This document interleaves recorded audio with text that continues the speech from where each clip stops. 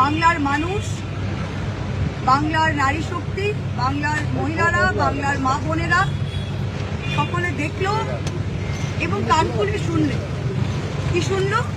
যে দেশের গৃহমন্ত্রী, দেশের স্বরাষ্ট্রমন্ত্রী অমিত শাহ তিনি 15 দিন ধরে বাংলায় বসে আছেন এবং তিনি আজকে বাংলার মুখ্যমন্ত্রী, 3 বারের মুখ্যমন্ত্রী আমাদের দিদিকে তিনি একটা খোলা মঞ্চে কি বললেন, এই দিদি কান খোলকে শুনলো।